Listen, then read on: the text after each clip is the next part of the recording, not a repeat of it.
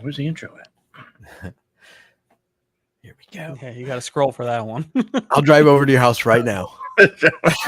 Welcome to a special collaboration between Beyond the Radar and the Nerd Informer.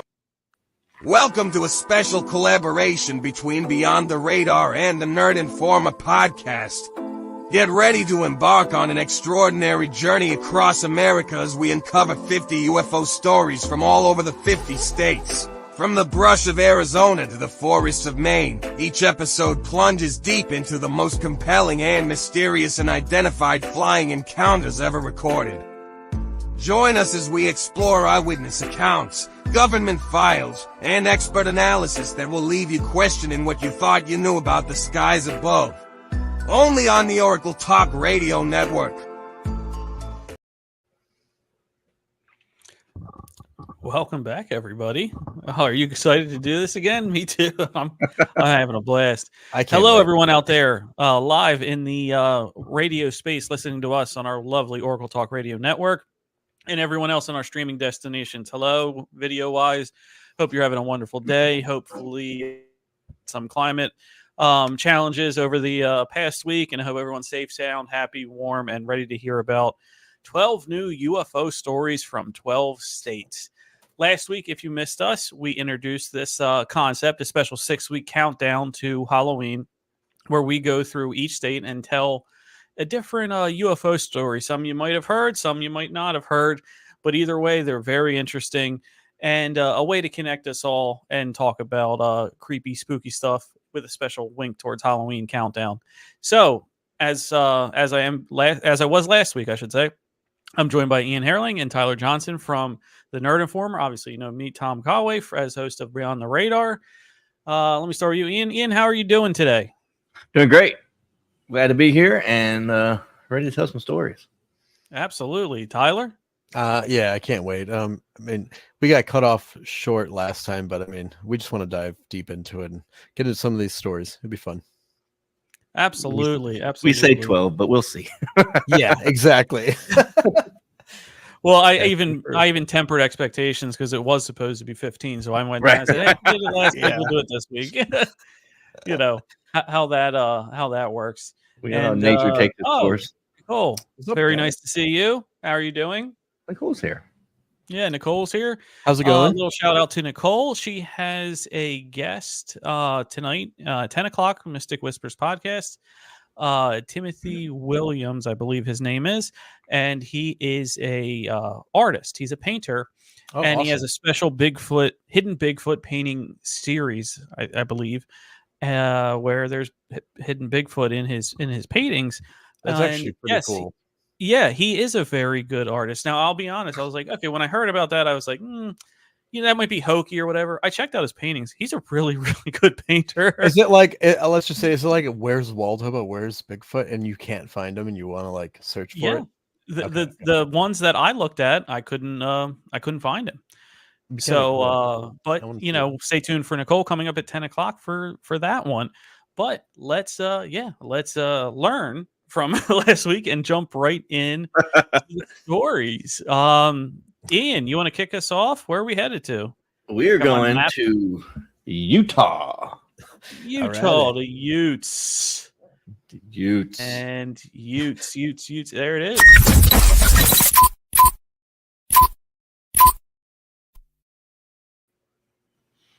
So the obvious choice would be Skinwalker Ranch, but yes, I'm not doing that.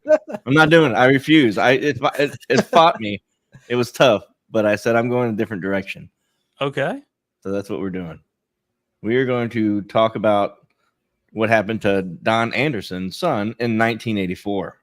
I like it. Old Johnny. All right. So they came for Don Anderson's son in 1984. It was 11 p.m. on a June evening in Mapleton, Utah, when 25-year-old Anderson shut off the TV in his bedroom of his mother's basement where he was staying. He glanced down at his 4-year-old son, who sat on the edge of the mattress on the floor playing with the truck. Suddenly, he noticed a gray alien floating in the middle of the room. Oh, shit. We looked at each other. He pointed to my son as if he were asking to take him, Anderson recalls. He returned the alien's gaze and telepathically communicated, "Okay, let me go with him. If I go with him, he won't be afraid." Now that seems a little, I don't know. Yeah, That's a little level-headed for an alien in your room at floating out of nowhere. I know that's very practical. That's very practical. I mean, I would want to go for sure. UFO came in. Yeah. So So just he's- appeared floating in his room? Yeah, he just appeared floating in the middle of the room, just hanging out. I guess he was watching TV and turned the TV off, and he's like, "Bro, I was watching that." So Yeah. he says a ray of blue iridescent light shot through the room. He took his son by the hand. They jumped into the light ray and followed the gray alien across the basement, through the wall, and upward through the ground to the grass outside. In an interview with Ron Johnson, Anderson says they moved towards a huge saucer-shaped spacecraft across the street that hovered 60 feet in the air. It was 30 feet across with red and blue lights that strobed through the neighborhood, flashing off the houses in the area, he recalled. He wondered why no one in the neighborhood was waking up to notice the ship. It was deadly quiet. There were no dogs barking, crickets chirping. All I could hear was the hum of the ship. That's interesting that he heard a It's like noise. you hear Usually the they say hum. they don't hear. Yeah. They usually don't hear Yeah. anything. No, that's a good point. You really don't hear too many where they're like, "Oh yeah, I heard it." Yeah. We mentioned last week it was the Dodge Neon of, that's what they were. There were, there were blue lights this time again, so we got that. It's He the hum or says- the vibration. He says that as he, his son, and the gray alien traveled upward to the bottom of the ship, they felt the tingling sensation as they passed through telephone wires. He then remembers walking around the polished interior of the ship. Everything was metal and really shiny, like it was made from stainless steel. I was walking on a cushy black catwalk. Anderson and a tall blonde woman who seemed somehow familiar to him walked and communicated telepathically with each other. After he asked her if she could heal a serious stomach disorder he was currently experiencing, he heard her laugh. The moment her eyes caught mine, it was like she said, "Don't worry, you will be okay." That's interesting. Really, I don't know. Maybe there's I a hot haven't, heard blonde alien. I haven't heard a story like that. So it goes on. He did another interview, and it said Anderson then saw his son and another boy through the arched doorway. They stood beneath a metal column, holding what looked like a handheld shower massager.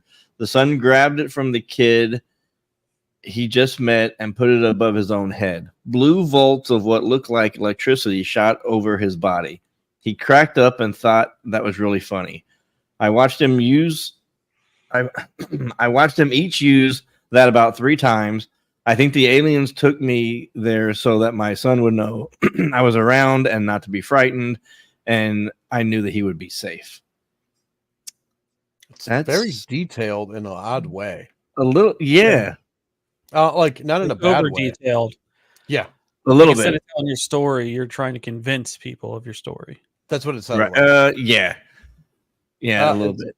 But right on par though with, I gotta say again, the blue lights, red and blue. It's like it seems like it's shifted it from 60s to 80s to red and blue. And then He the goes middle into is blue pretty more. good detail, and then he continues.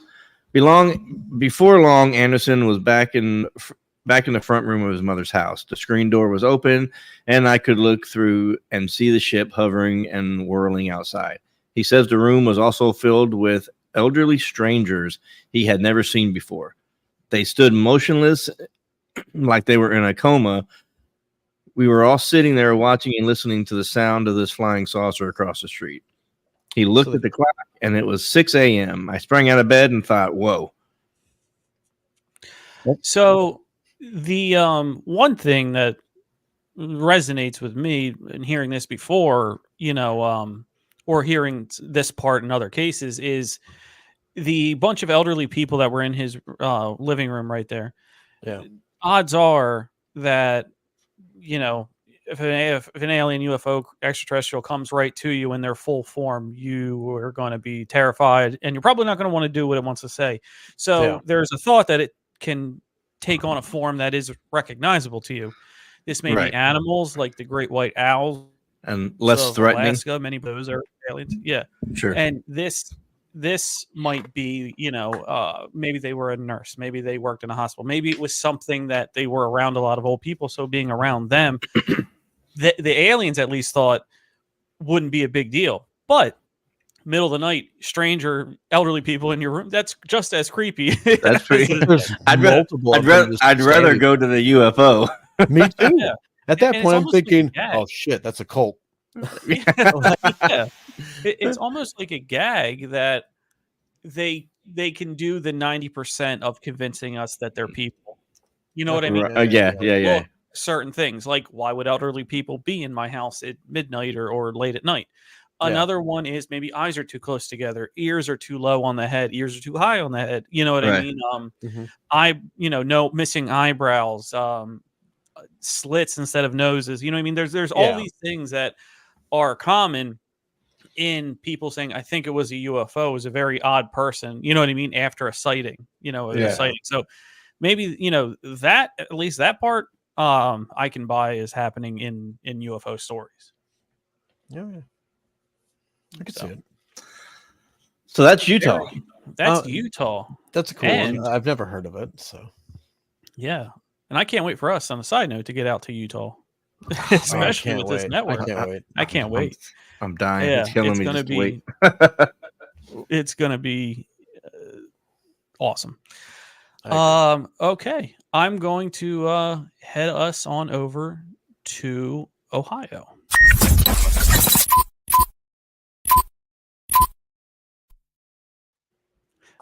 All right.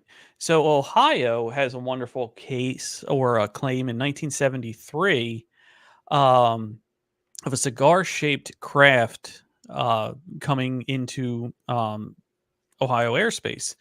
And I'm going to go ahead and just put this on so people know what I'm talking, because there actually was a drawing with this one.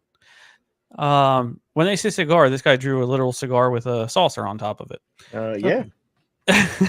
So just to let people know what we were dealing with there. So in October 1973. Looks like I drew it. Yeah. I couldn't even do that good.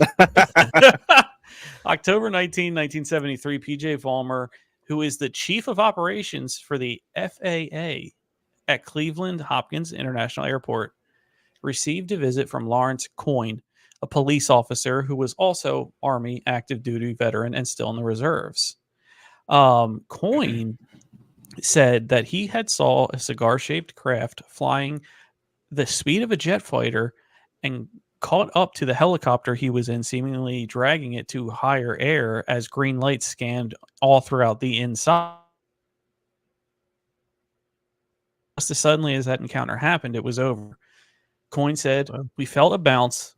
Then the other craft took off to the northeast. With added urgency, the helicopter returned immediately to Cleveland, and Coyne looked for anyone, and he found, great person to find, the chief of operations for the FAA at the Cleveland Hopkins International Airport.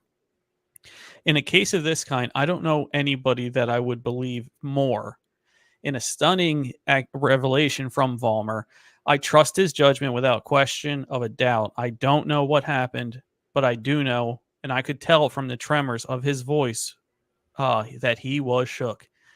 John Healy, who was who was on the helicopter that night of 1973, as well as a police officer, a detective in Cleveland, recounted the same story a colleague the same day Coyne was telling Vollmer about it. It scared the living hell out of me, who, like Coyne, had been a UFO skeptic right up until that encounter. Eventually, Coyne told his story to a reporter for the Plain Dealer. That's a boring name. He told to the Twilight Zone creator Rod Serling for a documentary. And he also talked to talk show host Dick Cavett and appeared before the United Nations. The Coyne incident has become known in the UFO community and remains one of the most credible accounts of human encounters with a UFO. But it's still as mysterious as it was a half century ago. Wow. So, 1973, right? Let's start there. It's 1973. Yeah. In lieu of cameras, phones, things like that, you had credibility. And apparently this guy's credibility, from all reports that we just heard, was above reproach. Mm-hmm. Yeah. in the FAA. I mean, yeah, it's. I mean, you have to kind of believe those kind of people that are seeing this. he believed he saw what he saw. Yeah, it didn't mean to say whether he believed there was a UFO, but he believes that he saw what he saw. See, that's an important distinction that when I hear about these stories, is I don't know what people see, and it goes with Bigfoot, it goes with aliens, it goes with UFOs, whatever. Like the best stories are the ones that you can tell people believe they saw something. You know what I mean? They believe what they saw. Now you don't know what it is. Maybe they were mistaken. Yeah, but they believe it. Like there's a serious belief that they absolutely saw what they saw, and those are the best stories because I agree. It lends credibility to it when you can be that passionate about it. To that, making you saying what he believes instead of making you try to believe what he saw is a whole difference. It's nice. They're not trying to convince you. I mean, he's going to go down to his deathbed believing what he saw and not trying to convince people of it. It's really nice. Yeah. And like the last story, it seems. Yeah. One quick thing that I want to touch on too is when you get a position of power or a statement from somebody in position of power, COO of the FAA in Cleveland. Yeah. Wright Patterson's right there. You have somebody in power. They toe the line and say, oh, we'll make every effort to invest. They'll do something like that. For him to come out, now it could be a sign of the times. Maybe they wouldn't do that now. But for him to come out in 1973 and say, no, I do believe him. He saw what he saw. Yeah.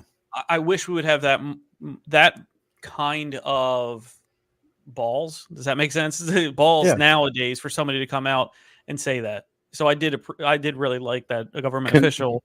Yeah, considering the time period, I mean that's a big deal. Like back then you didn't say you saw nothing. Like they still had loony bins. They still had loony bins back then. You know what I mean? Like sent away. Yeah, like you had to be much more careful than you have to be today. Like now you can be as crazy as you want, and people are like, oh, whatever. Like the guy's a nut. And then you get a show on Oracle Talk Radio Network. That's exactly it. That's how I got here. I don't know how. Real quick about the loony bins.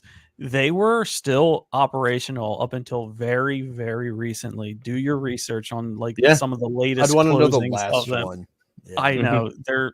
I mean, I want to say up until 80s, 90s, and you think this all happened in the 30s? No, people were still put away not that long ago. Well, that and like the ones that are really extreme and how they treated people. I've seen like documentaries and just stories about them. Like, yeesh. I'm like, they weren't. It wasn't any place. Yeah, no, and like the people that were working there. I mean, actually, me and Ian and I watched a documentary about about people that like kids were taken away that were like, I would say behavioral disorders in a way, but not. Yeah. And their parents just sent them. What was that called? We both watched it. I don't know. It's on Netflix. I'll find out and I'll mention it on our next podcast. Even the workers are doing the interviews saying how bad they had to treat them. And I mean, kids were, it was horrible. And this was like in the last 4 years, I think. Well, there was the one story where the guy sent his daughter away, and he says that he legit didn't know what it was. He thought it was like a summer camp or something. The way it was presented to him, and this girl just gets abused to no end. I mean, just terrible. They all all the workers left all the paperwork, everything they did. There's even camera of the teachers beating the crap out of these people, kids, and there's camera footage of it. And they just all went their separate ways, and they got some of the people that worked there on camera for this documentary. And imagine what it's like working in a place like that. You have to deal with crazy all day long. There's no reprieve. Everybody there has serious psychological issues from them seeing things and just randomly screaming and punching you and just all kinds of crazy stuff that you have to deal with. That would break people. You know what I mean? I get it. And you'd have to treat everyone the same and not one person different because you have to think they're all crazy. When half of them probably aren't. They just were abandoned. And how can you not bring that home with you? Because it is a job. Exactly. Exactly. All right, Tyler, where are we going? Where we left off, we're going to go to Wisconsin. Wisconsin.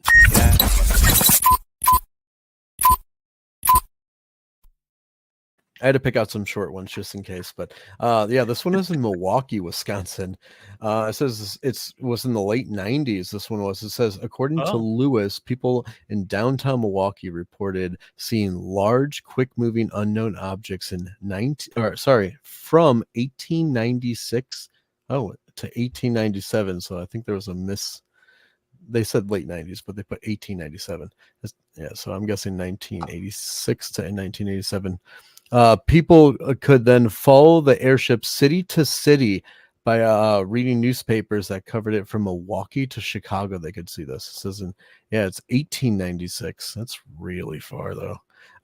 So 1897, the U.S. had the largest UFO flap in America's history, says Lewis. Thousands of people in hundreds of Midwestern cities saw the giant airships, as they were called to people from Milwaukee, to were no different. That's how they word it. It's really weird. It says it wasn't as though somebody was flying a kite or a misidentification of a star. It's weird how they worded it, but or a planet, or an embellishment or a hoax. Lewis said there was something there, but no one knew what it was, and no one could agree upon it.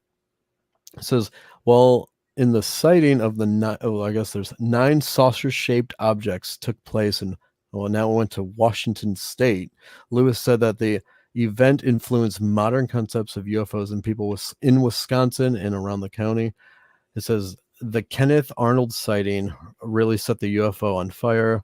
One we got the term flying saucer from. Yep. But it says, but also here, this credible trained observer, a pilot, talking about what he saw in the technical terms, scientific terms of speed, distance, and estimates. Lewis said, and I think it gave the general public a wide belief that maybe something is out there. Says, and that's basically the short story that I was given. I was trying to find some cool things on Milwaukee, but nothing cool happens in Milwaukee. I don't ever hear of anything happening in Wisconsin. So that's like the only thing I could really pull that was like, it's a little different, but short story. A little different. Well, what do we talk about miles wise? And I know you know the Chicago area from Milwaukee to Chicago. What are we talking distance wise? Milwaukee? I mean, Milwaukee to Chicago would probably take me, I've been there in so long, but probably an hour and a half to 2 hours. Okay. So depends. Multiple towns then in between those two cities. Yeah. So when they were following it from newspaper to newspaper, that's insane. Yeah. It's quite a trip. That's an multiple counties. Yeah. Because I lived on the fine line of Wisconsin and Illinois. So I lived in, I would say, McHenry County is where I lived. And then it was about I'd say a 40-minute drive to Chicago, unless I take the train. And then I'm right on the border of Wisconsin. So, and Milwaukee's not too far from that border. Yeah, that's a lot. I mean, it's quite a bit. So Milwaukee, you really don't have that many. And I guess, with doing 50 states and all of the UFO stories, just some are not going to be as much. But I would think that one would have a little more, just people-wise. But I guess if it's farm, because I'm thinking like the northern farmland, not a lot of cities, you could see how UFOs would be more there. You know what I mean? If they just don't want to be seen. So major cities in Wisconsin. I mean, Milwaukee. You got Racine, Wisconsin Dells. There's a couple, but I can't think of any like other major cities around there. But if you're in Wisconsin and listening to us, hop in the comments, send us a message, let us know of one if we're missing any. We'd love to take a look, and we could always go on the National UFO Reporting Center, MUFON, those type of things to check them out. But those sometimes can be not verified, but sometimes they have media, so it's pretty cool too. The drone one I showed you guys. That was wicked. All right, so Wisconsin, fun. Ian, where are we heading? We are going to Oregon. Oregon. Oregon. How do you say? Oregon. I'm Oregon, but Oregon. Oregon. I don't know. I call it Oregon. I said I would put these in alphabetical order, and I Right below Washington. didn't. Yeah, but I haven't spelled out.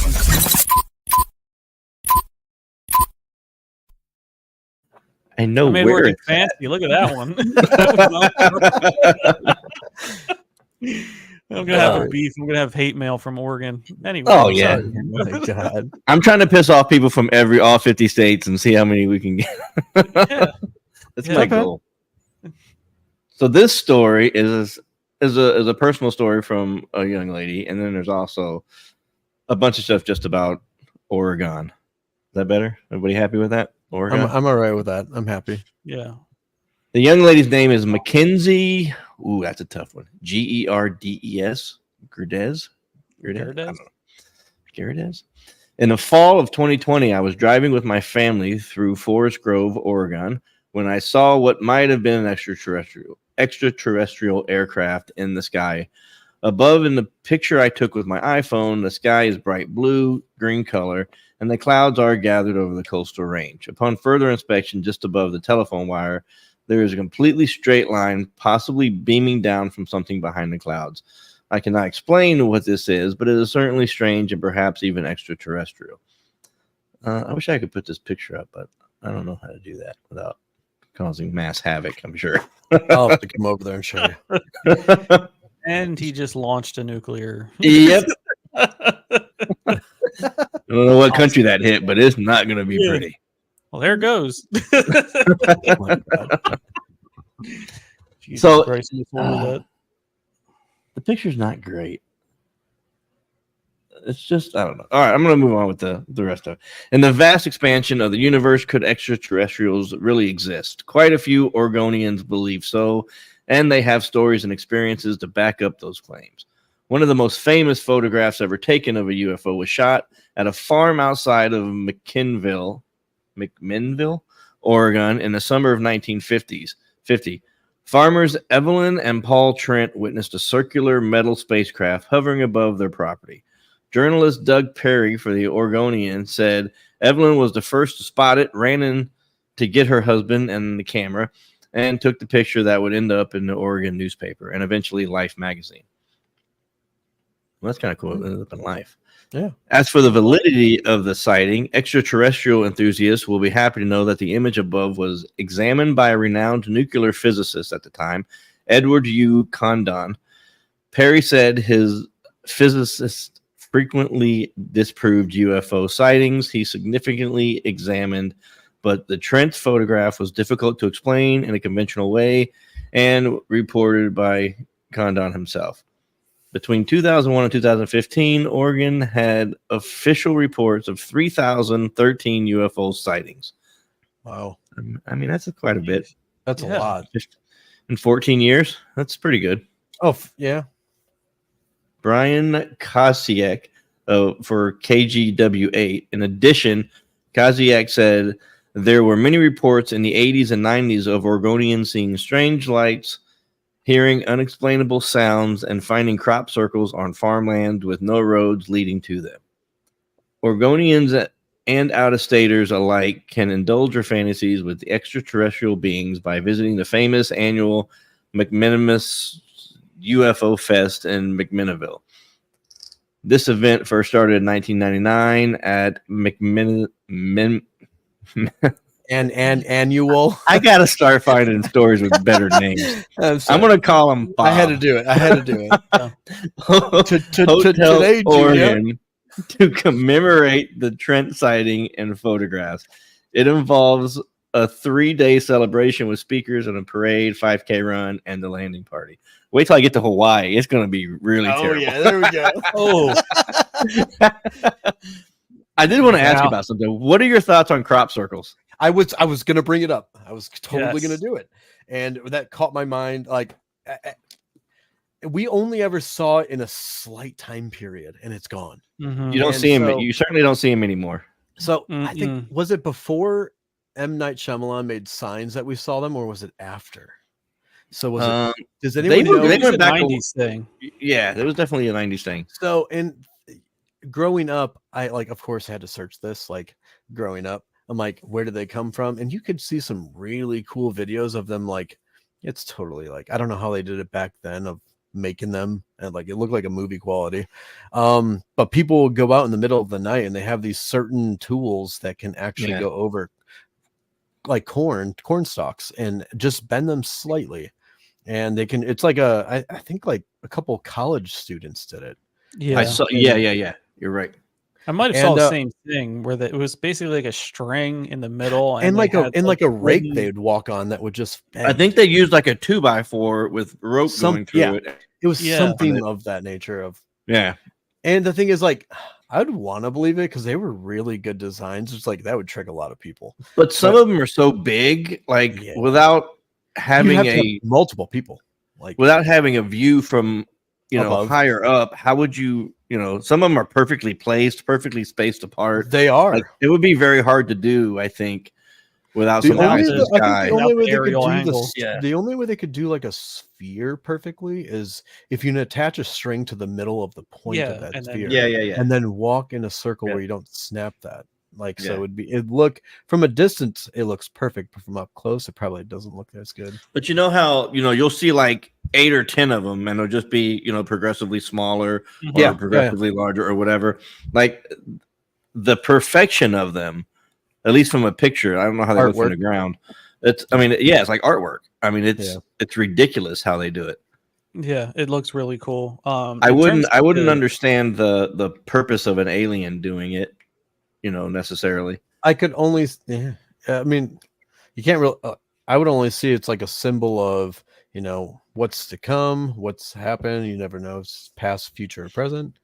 Like, it could be that. It could also be an area for, it. If you were to indulge me in this, like the drone version of that, doing that land here. You know what I mean? Like, this one has the appropriate DNA that we need to get, whether it's the animals like a tag, like they're tagging the area. Okay. I like it. In that way, I can see how it would be a use for UFOs and things like that. But to get to progressively smaller and stuff, I mean, if you just cut that rope, all right, we're going to do a 10, 8, 6, 4, and 2. You know what I mean? Yeah. From far out. And they have them perfectly in line. Perfect. Yeah. But let's look at it from the farmer point of view. That's an asset. The crops. Yeah, you just destroyed my shit. I'd be. So I don't know pissed. if the crop. I don't know if the farmer was in on it. If it was, old corn. Just stalks up after. You know what I mean? If they were shucking by the old-fashioned way. Yeah. Okay. Yeah. But no. Every time you see it, it's lush. It's green. Right. Yeah. You know what I mean? And you just cost him probably thousands of dollars of crop. For sure. Oh yeah. And they happen overnight. Like whoever does them they're very quick. Yep. They're very they're in and out. They're quiet. No one's ever seen people do them. They happen a lot in like the countryside and like France and Italy and stuff like that. You'll see a lot of the UK. Yeah. You'll see a lot of them in that area. And I don't know if they just don't have good TV shows to watch, but maybe Nicole says it's a calling card. It could be like graffiti. There you go. But some of them are so ornate and like just done. They're so crazy. You're like, man, how could you do that in one night anyway? 3D, and I would love to know how like with up parts, down parts, it creates an optical illusion, or of them going different ways. Right. Some of them are nuts. And if you've done a crop circle prank, send a message. We'll have you on and ask you how you did it. Yeah, tell me how you did it. And like the time it took and how many people.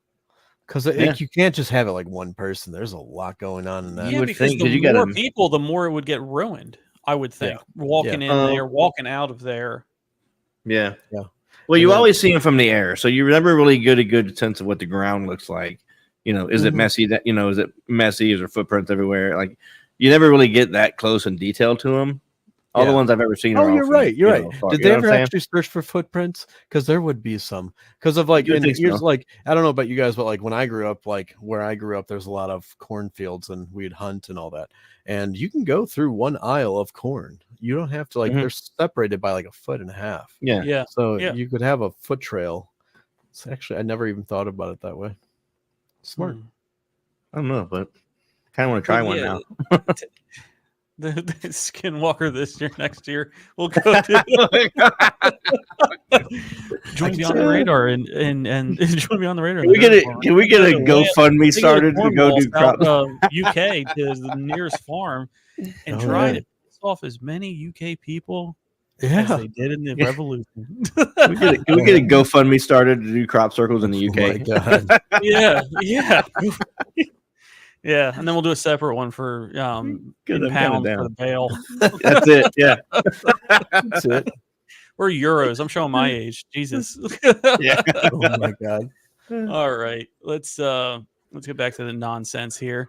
We're gonna go Midwest, and I looked back. I thought we did this one already, but we didn't. I did Kansas and Nebraska, but I did not do Oklahoma. So we are going to go to Oklahoma.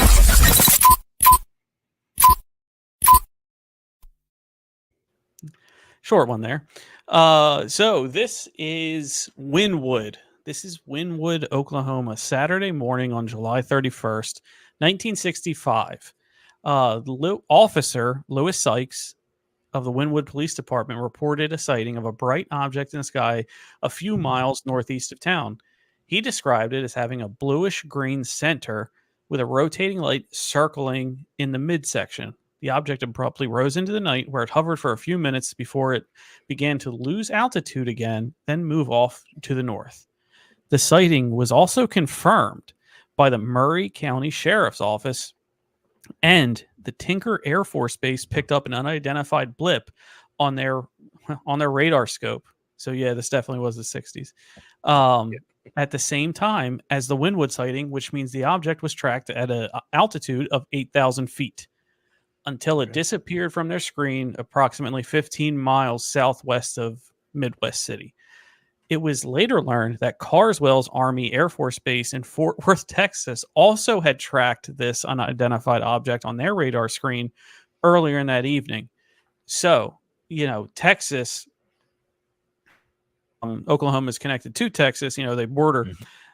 So this left Fort Worth, moved up to the north to Oklahoma. UFO witnessed by many people, including members of law enforcement, tracked on radar by military personnel at 2 different Air Force bases. And this was only the first night. At the time, Wright-Patt Air Force Base in Dayton, Ohio was home to a small, understaffed, and underfunded office that was responsible for investigating reports of unidentified flying objects. Project Blue Book was established in 1952 in response to many, many civilian reports of such aerial phenomena. It was highly criticized as a public relations stunt to patronize taxpayers. Yet, America was in a Cold War with the Soviet Union. A UFO sighting was more likely to be Russian than extraterrestrial, which was one of the reasons these reports were taken so seriously. There were also civilian organizations that conducted their own investigations within the state. In 1965, Hayden Hughes, he was the 20-year-old director of the Interplanetary Intelligence of UFOs. The purpose of the organization was the study and scientific research of unidentified flying objects. That Saturday, Hughes traveled to Wynwood to interview, or the next Saturday, Hughes traveled to Wynwood to interview Officer Sykes. It was a busy day for the Interplanetary Intelligence of UFO members, who received a wave of these report sightings. On the same day that Sykes saw his UFO, a man who was fishing at Lake Hefner witnessed the same saucer-type craft emerge from the water, hover momentarily, then fly away. The unnamed witness had been admitted to a local hospital in a state of shock. The next day, Sunday, August 1st, UFOs were the talk of the town. Oklahomans wanted a glimpse of one of these aircrafts. When dusk fell, saucer watchers would not be disappointed. Around 9 o'clock, Hughes received a phone call from television newsman Mike Buchanan informing him that the Highway Patrol had received 20 more reports of UFOs en route to Oklahoma City. Hughes drove the Highway Patrol's look tower, and formerly located at the Broadway extension south of Edmond. He scanned the night for hours while these strange objects were coming in over the police radio, and they were being tracked again on by Tinker Air Force Base in the neighboring town, this time tracking 4 UFOs on radar together at a height of 22,000 feet this time. The craft appeared as they did the night before, very bright, multicolored, hovering, flying off at higher rate of speed, and making sharp right angle turns. The earliest reported sighting near Edmond that Sunday occurred west of the town at 10 p.m. when Wes Pitchford and his wife as it passed near their home, and they described it as about 30 feet in diameter with a dome on top, so typical saucer shape. Yeah. And Mr. Pitchford said that the objects appeared on the eastern horizon, quickly approached his house, then whooshed on by, going west by southwest. Wow. Pretty exciting in Oklahoma. That's one of the more crazier ones because, okay, we got the confirmation from townspeople. That's where it starts. Then you got Highway Patrol. Then you got a neighboring sheriff's office. Then you got the military radar at an Air Force base. And then you got another state's one in the state next to it. That's insane. That's pretty... That's pretty conclusive. Yeah. That's too many people to say it's false. Yeah, that's a whole lot of... that's a lot of people that confirms that. And this wasn't like, a couple weeks later. No, it was the next night. You got 1. Yeah. The next night you get 4. And then nothing happened again. Could the veil have closed? Did the veil close? Yeah. Were they trying to get back? Right, yeah. And now they're not even in our dimension anymore. If you were to believe the interdimensional theory, that's a possibility. Interplanetary, they had a 2-night stay at the Motel 6. Yeah. It was a tough night, but they had to relax. They're not immune to bed bugs. No. But no, I thought that was fascinating. I love the reports of neighboring towns, multiple towns, not just people, but military too. It's a different beast when the military tracks it. Yeah, when you get so many people, confirming, it's tough to say, you didn't see what you saw. Yeah. There's too many, especially when the military is involved in there. They're also stepping in with it. Going down from the first person that saw it to now who's seeing it. It's a nice report. I would say that's one of the more believable ones we've heard. Even the eyewitness testimony isn't making ridiculous claims. It was over there and then it whooshed by and went that way. Yeah. Nobody's convincing. Nobody's trying. It's just fact finding. You know what I mean? I'm just telling you what I saw. And also, again, the balls of those people, you would never have a confirmation nowadays if a military tracked something like that on radar. Never. Nope. Never. Yeah, no, for sure. Yeah. No. So, Oklahoma, very strong story. I like it. Give it a thumbs up. I like it a lot. Yeah, definitely. I buy it. Yeah. The next place we're going is going to be Massachusetts. Ooh.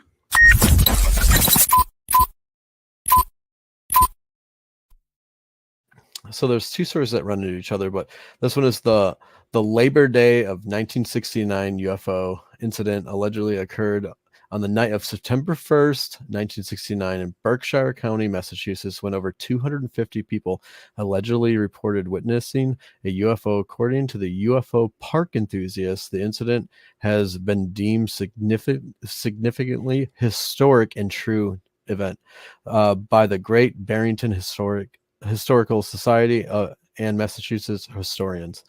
I've never heard of it. It's kind of cool. It says, though other local historians and journalists have expressed doubts, despite being accepted as the most seen UFO in the history of Berkshire County, no tangible record or any report at this time, police or media has ever been found. It's really weird to think about, considering it's the most. But it says, and going on to the story, it says the most famous encounter from the incident was allegedly to occur in Sharefield or near Old Covered Bridge, it's called.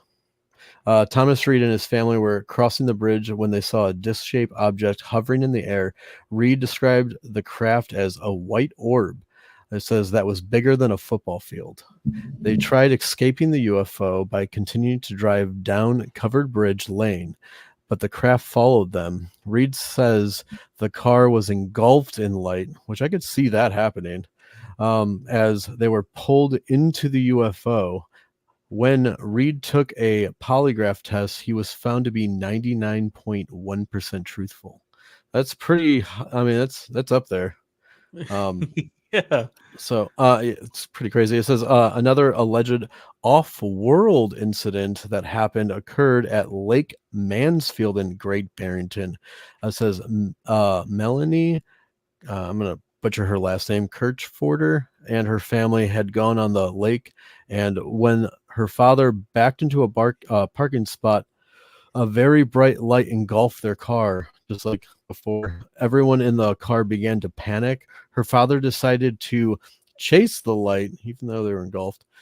Despite Melanie begging him to stop, she and her sister began to shake in fear. Her sister did not remember anything after that. However, she remembered levitating and then being on a ship. She then remembered being laid out while in it. Tom Warner remembered seeing Melanie to the right of him on the ship. He recalled seeing the total fear of her face. However, she did not remember seeing him. She recalled being in a room with several other children. It says suddenly, it says the other children began. Sorry, I'm trying to. It said suddenly the other children began to disappear one by one. After that, she woke up by the lake by herself. She then walked home. Tom remembered at the time being laid down on his back at the other end of his family's property. Yeesh. Wow. So it's kind of this is multiple members, right? Yeah. Mm. It's not hard to believe. It's yeah. It's not hard to believe in this sense. Multiple times I've heard that extraterrestrials choose the same family, bloodline, DNA, whatever you want to call it, to keep. I've heard that abducting is the best way to do it, because either they need something from their DNA. Maybe that something can only be done once a lifetime or you die. So if you keep that, you know what I mean? You can keep getting it from that. Another idea is that they are a higher dimensional space, which means they can interact with dimensions below it. So if you're 5D, you can work on 4D, which many believe 4D is time. We can't. Okay. So if in time you see this soul energy as one long line, we see it as cut up into, this is my grandfather, then my father, then me, then my son, then my, you know what I mean? I've heard about that a couple times, that they go down generational for that, for abducting. People, I've interviewed them too. People have said, my mother had an abduction story. I was abducted. And then my child, when they were young, later in life, came to me and said, hey, when I was so-and-so, I think I was abducted by aliens. Now for what? A lot of people don't know. You know what I mean? Many people don't even get that, where I remember being laid on a bed. You know what I mean? Many don't. So in that aspect, there is some strong possibilities in there. Yeah. Do you think the generational thing could be linked to the possibility of, okay, my grandfather told me a story of being abducted, and now maybe he heard it, so maybe his father heard it so many times that he kind of subconsciously thinks maybe he was abducted, and then it passes down the line just because it started with a really good story from 100 years ago. I would only think that, I guess. Maybe they all didn't have the same. Maybe they just have been told the same story so many times that, they apply it to themselves. I would only think that if there was more stories like that. So everyone that you hear getting abducted, there's a lot of them don't have other people in their family that way. So you only ever hear it. So no, that's true. I mean, you're right. But as far as just generational story, because you hear there's a lot of generational stories that, especially when you look at the indigenous people, like any kind of Indians and stuff like that. Like take a skinwalker, for instance. That goes back generations and generations. Oh yeah. you know, their great grandfather saw them, you know, like, but those people are very close knit families and they stay together, you know, generations. Like they don't, the kid doesn't go off to New York to go to school. You know what I mean? They all stay in the same town, same area. You know what I mean? And I wonder if you examine some of the generational stories, if you have families that are that stay in the same area. You know, I wonder if the grandkid went off to England or something, that if he would have the same story as his grandfather in Ohio, maybe to make them proud. You know what I mean? Yeah, you know, like in a way where he's like, I believe you. You know, there's also another I'll say it's a growing school of thought that I do know about, and I'd be remiss if I didn't say it here, that completely changes the fundamental idea of alien abductions in the fact that it's not a physical experience. You're not taken out of your bed onto a ship and abducted by aliens for medical experiments. The abduction is up here, and you enter. I'm going to use astral plane for lack of a better word, but you enter this plane space. They come down to this plane space, are able to manipulate dimensions lower than them, so they can do tests and experiments on you and all of that. And you really never leave your bed. Your energy, your consciousness leaves out of your body experience. Yes, and so some believe that is what an alien abduction is. If you were to take that, and let's just for fun say that that's truth, that's what happens. Certain families are higher vibrational than other families. Some can access the astral plane, some can't. Yeah. When you seem to have psychics and mediums, you seem to have them in families too. So maybe Ian is right where they hear these stories about how they're, abducted by aliens. Yeah. It's really just a calming mechanism that, we're going to do it to you. But since there's these stories, you're going to know what it is a little bit. Oh, yeah. And you're going to be prepared for it, or they're preparing themselves as a part of that journey into the meditation space that I wonder if I'm going to have it. I wonder if I'm going to have it. And their energy is also cycling to that connection point. It would be an interesting experiment to do, to talk to a group of several different groups and see if a generational issue, to see if they happened all in the same spot. You know, were they living in the same house when it happened, or, passed down from their grandmother or whatever? Is it a family home that they happen in? Yeah. Or do they happen across the country? Like, can you be in Tennessee and it happened, but all your rest of your family was in California? Like, is it a location thing? Like, you're just all happen to be in the same spot all the time? Or is it a DNA thing where they need your DNA, so they're going to find you no matter where you are in the world? I've always heard it was the DNA one. That's what I've heard too.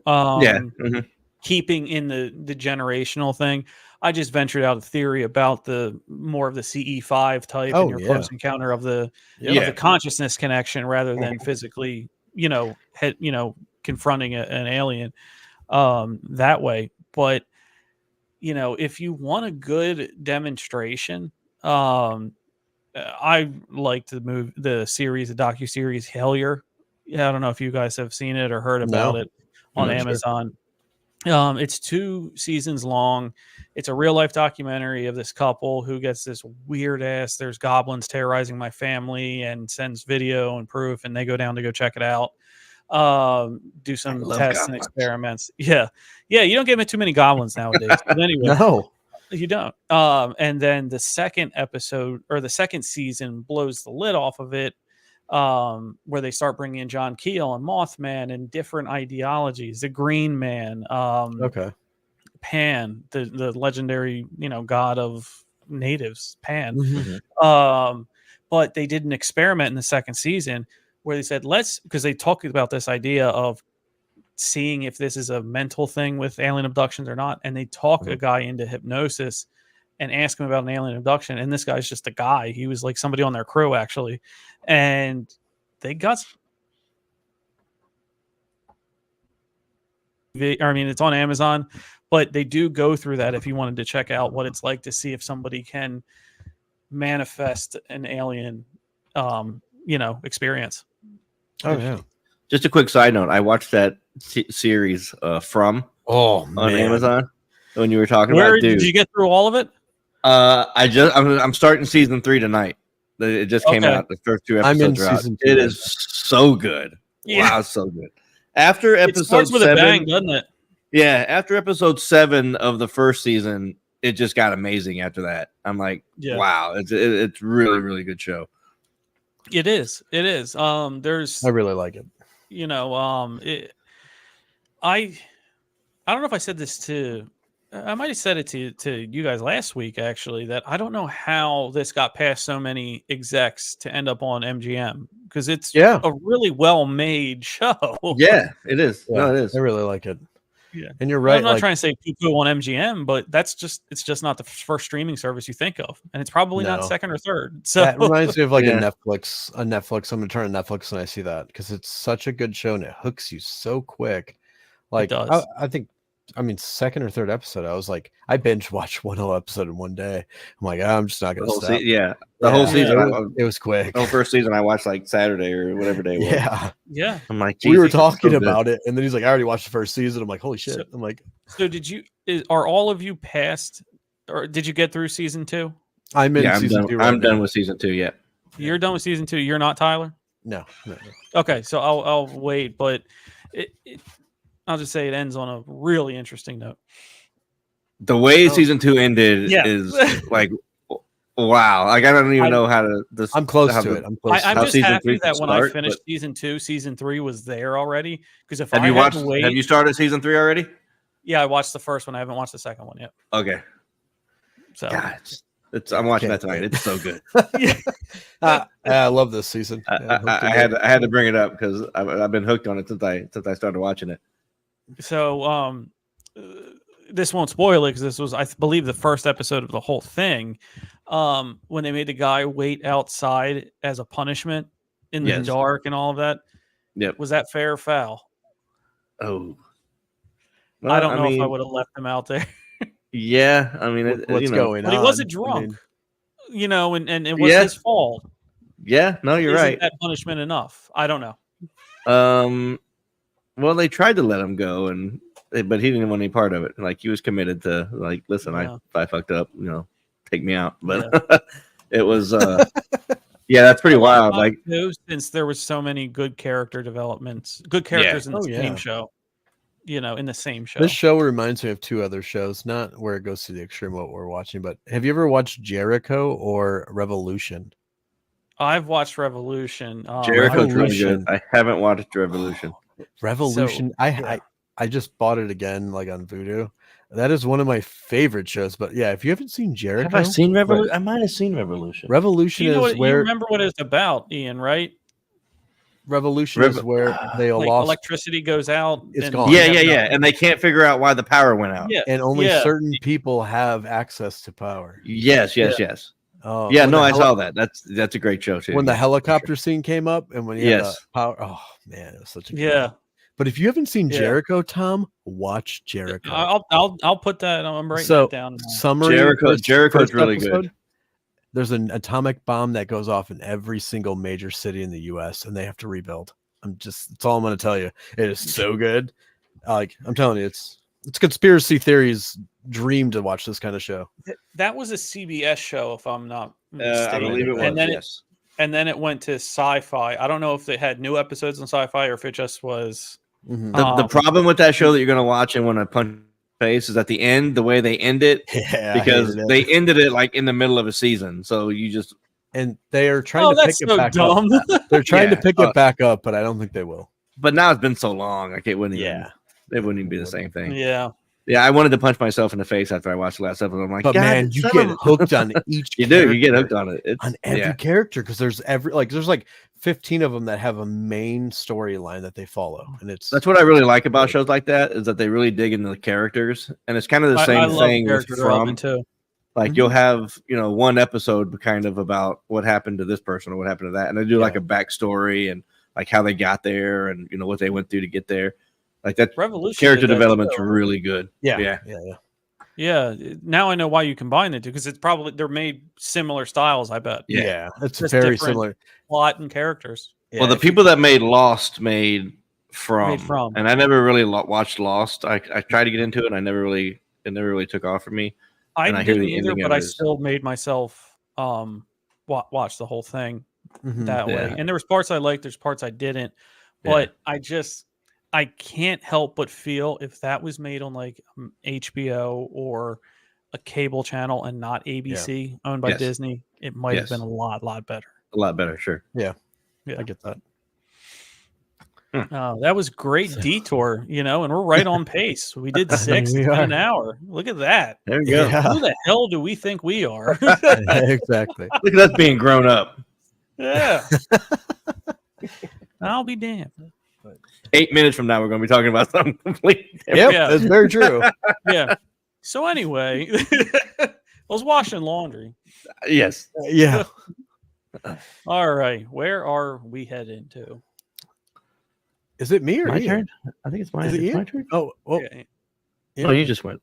Okay. We're going to Colorado. Oh, okay. Colorado. I like it. Good job. It was close.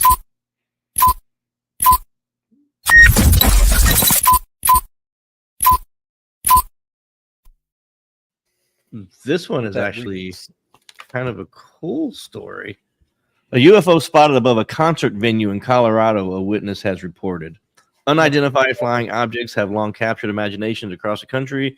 In the United States government reportedly receiving dozens of sighting reports each month of the last year. This is a pretty recent one.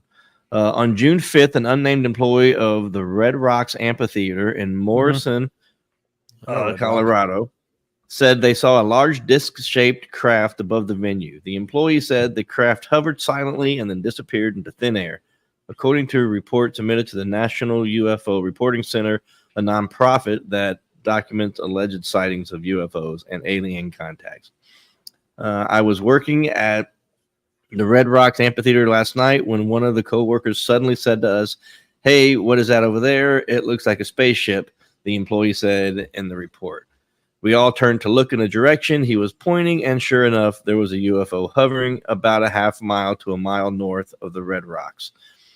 They continued, "A dozen of us saw it. We all kept asking each other, 'Are you seeing this too?' It was a resounding yes from everyone in the group." So this has got a lot of witnesses, so that's a good start. Yeah. Yeah. The employees said the sighting lasted about 30 seconds and described the UFO as having 3 levels of windows, almost like a really long 3-story office building. Wow. They also said that as soon as they noticed a floating craft, it tipped to an angle, began moving away, and soon became invisible. That's kind of an interesting movement. Yeah. This was not a plane. It wasn't a satellite or a drone or anything like that. There was no mistaking what it was. We all saw a giant disc-shaped craft hovering a few hundred feet above the ground with 3 rows of windows and lights. Then we all saw it fade into nothing as soon as it knew it was being watched.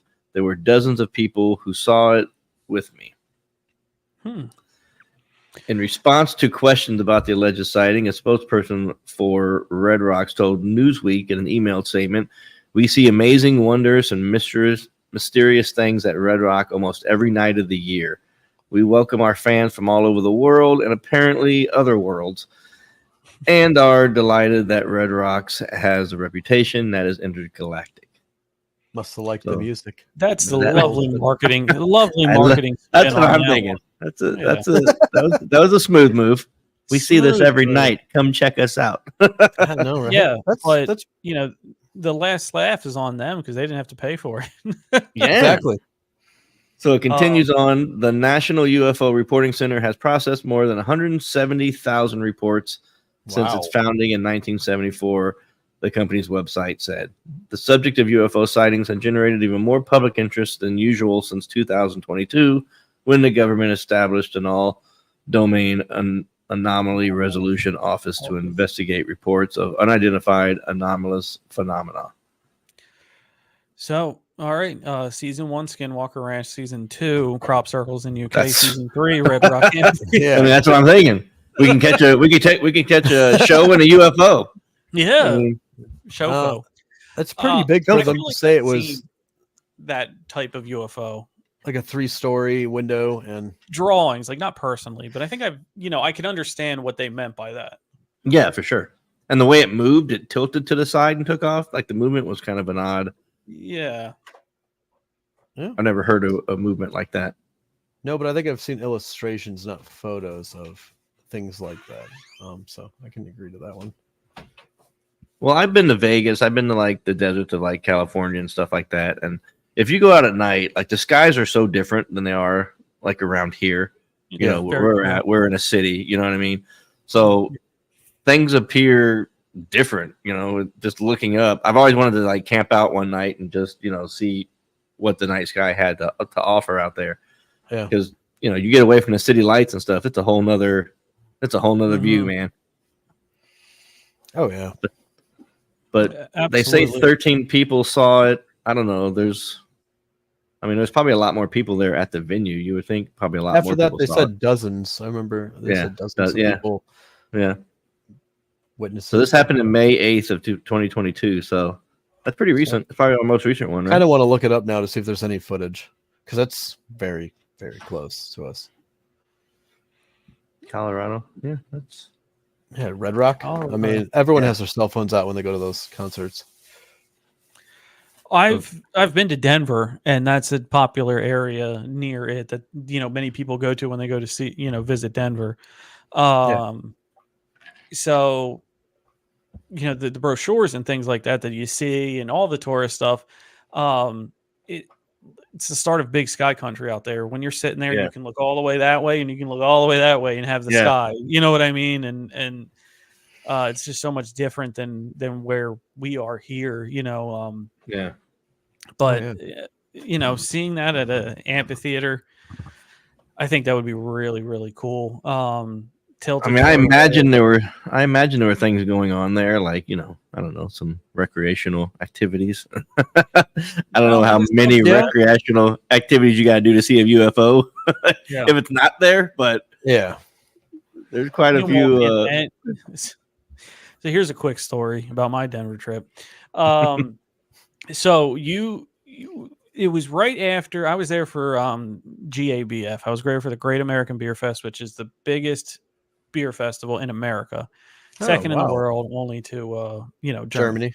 So they closed. They open up the entire Colorado Convention Center. Hundreds of thousands of square foot, like a convention center. You know what I mean? And just beer everywhere, and they have it all separated by the United States. So that's why I was there. I wanted to check out, and me and my friend wanted to check out a dispensary because it just had become legal, recreational there for everybody. Yeah. And it's pretty funny, the process. So you go, it was like the movie Beer Fest. You go up to this random door and you knock, and they over the intercom say, "Put your ID in front of the people." Camera. Yeah. And there was a peephole in the door, so we just grabbed our ID and we're like, putting it right. And they like, okay, you may enter, only one. And then they closed, and they had my friend do it too. And you go in there, and it was decorated like it was somebody's basement. Like it wasn't even. Yeah. So the security they had for that, you're expecting something a little different. Like, all right, here we go. Yeah, there's like a guy back there rolling, pre-rolls, and then there was a guy over here selling cartridges, and then honestly, swag. That was literally. So, long story short, it is as easy as everyone says it is. But Denver Red Rocks Amphitheater, maybe it was, maybe it wasn't. Marijuana's not supposed to make you hallucinate, though. So, but they were offering free peyote at the end. I was just gonna say, if we're doing peyote, we'll see what we see. But I wouldn't be surprised around that area that people. I saw the Goodyear blimp over at the Denver Broncos Stadium. That's what they were. Exactly. Is there a football game tonight? Yeah. Yep. Yeah. What year is it? So, no, that's wonderful on Denver. So I'm in this randomness. I got Florida, which is where you guys are. So let's go. Let's go to your state.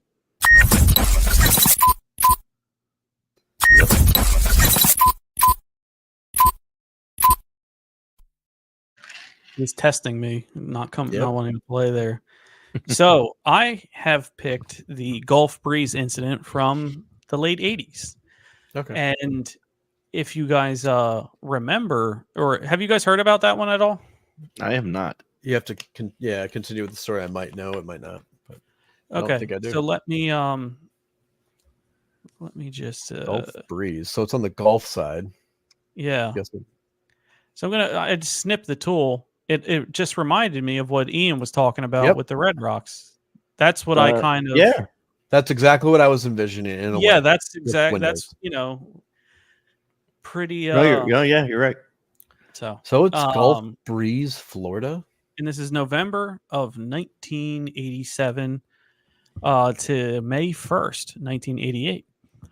So the Gulf Breeze UFO incident was a series of claimed UFO sightings in Florida, late 87 to early 88. So ufologists such as Bruce Maccabee believed all of these claims were genuine.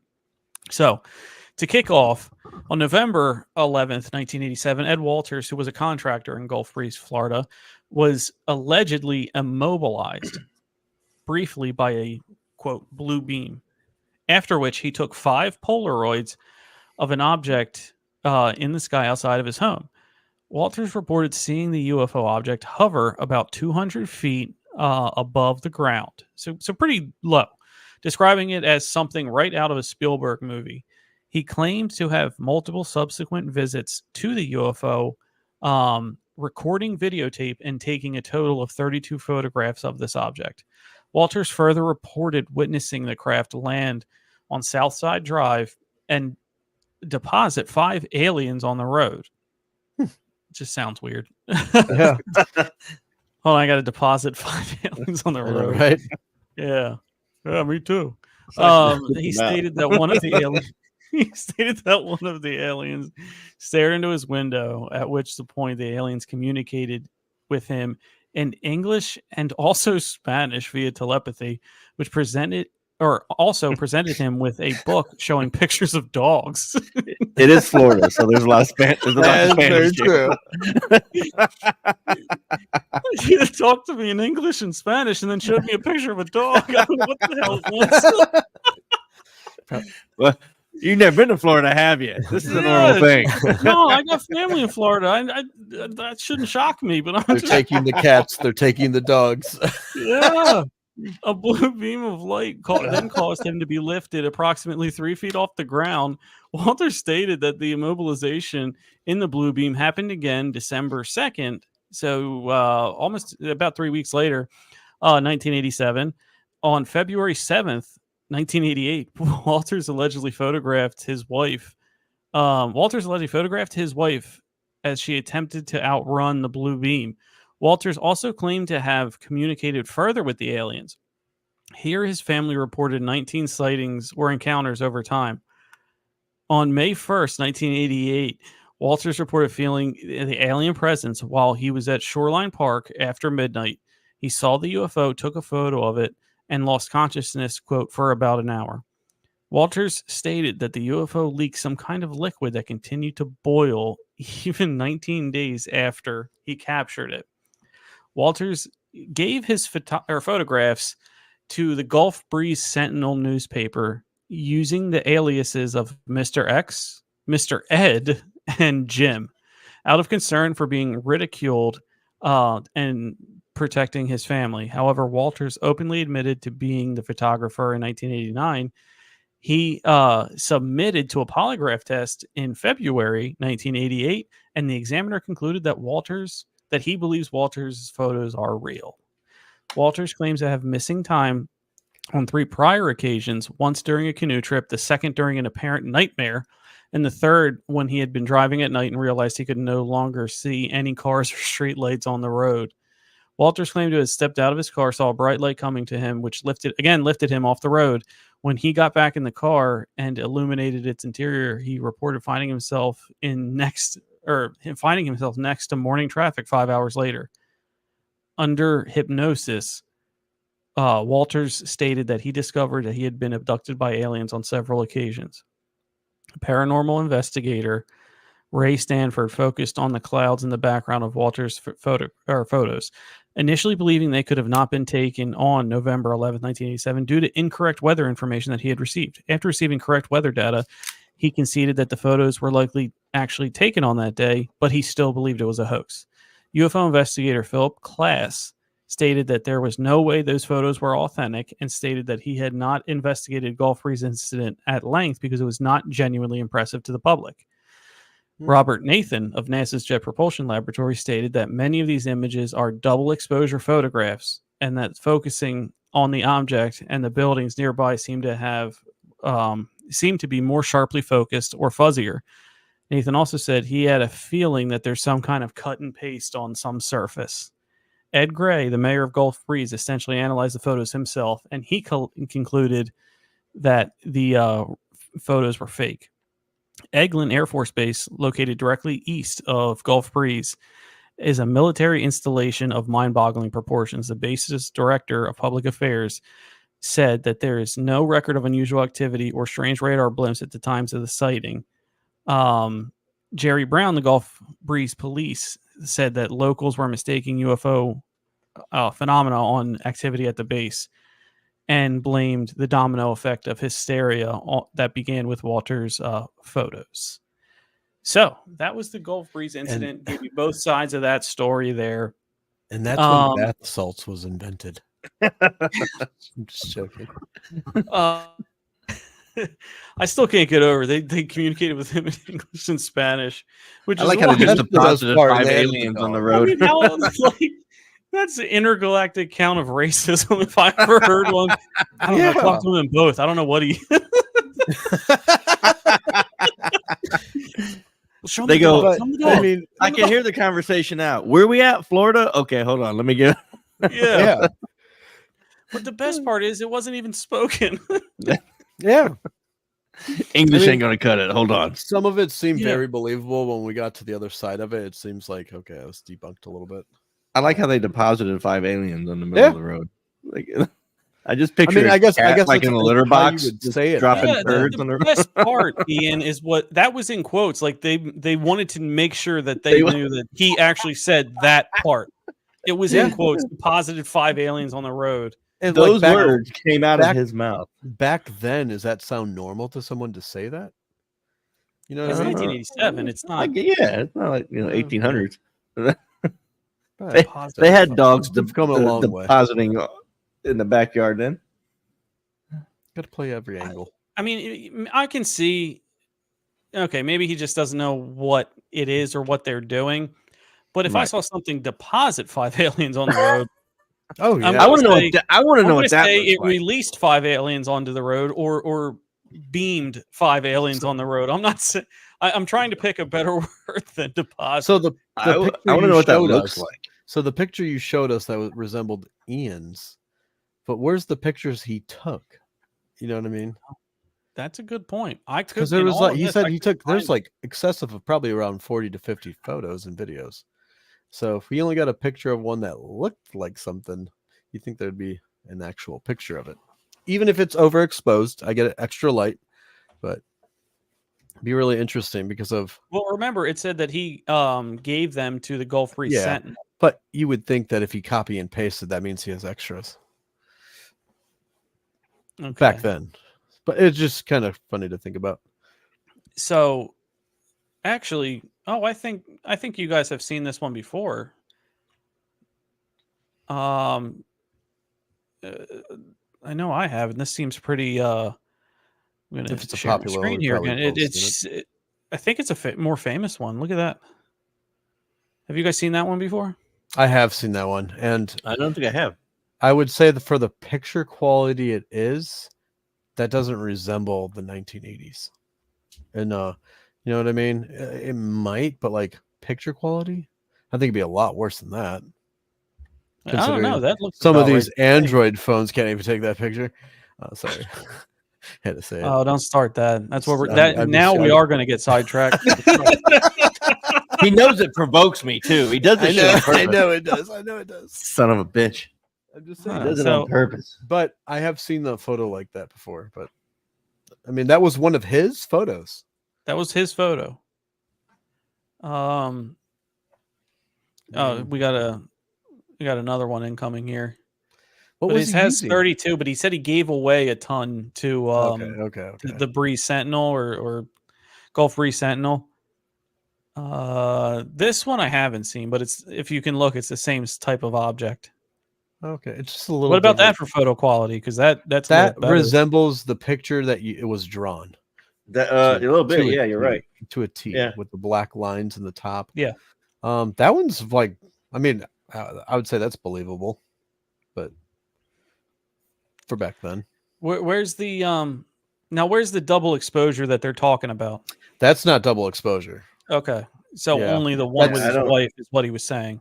So the double, that would be the one that you'd go off of as. What about the evidence of copy and paste? Where would they be talking about that? The thing is, with this photo, this might not be. You're right. Very difficult because of the black and the.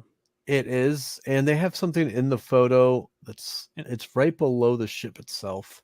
It looks like a piece of debris in a way. Yeah, and that could just be because of the film doing that. But I mean, I would say that's more believable than the road one. Yeah. Oh, definitely. Yeah. Okay. Because also size appears a little different. The one on the road would indicate a bigger. That one would have to be at a certain angle to appear like that in the sky too. Yeah, and the way that the first photo you showed us, the way that the light is just trapped in a circle and not across the land, it's kind of weird to me. Okay. Looking at a photo, because it wouldn't be light would be going everywhere instead of just in one circular motion. Okay, but Gulf Breeze, guys, late 1980s. I like it. Yeah, it's where Florida Man was invented. I'm just joking. If you ever hear the Florida Man source, yes, exactly. Oh, yeah. Have you heard of the Florida Man game where you type Florida Man and type in your birthday on Google? So Florida Man, I would be September, and you would type that in, and then you are the Florida Man of whatever the first story is. Oh, okay. I haven't. Try it sometime. It's pretty funny. Okay, so you like to make fun of Floridians now? Just joking. Just joking. I'm gonna have to try it. I live here, so do I. Yeah.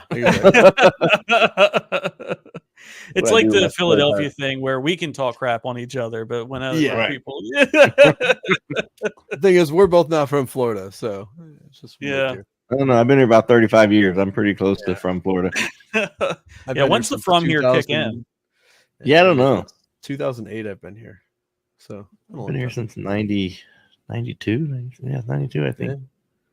I was here. I moved here, and then more than half your life. If you get over half your life in a place, that's probably I'm not considered a transplant anymore. Yeah, like if you say, let's start young. If you're 10 and you moved there when you were 5, okay, now you're from Florida. You know what I mean? Yeah. Yep. Unless you're from New York, then you got to tell that you're from New York. Oh God! They will. They'll be in New York and tell you they're from New York. It doesn't matter. I remember I moved down here my freshman year of high school, and I had no idea how many people from New York. But I thought everybody was from New York, man. I mean, every kid I went to school with was from New York. I'm like, I don't even know how y'all found your way down here. But everybody was from New York. It was just the thing. You were from Florida or you were from New York.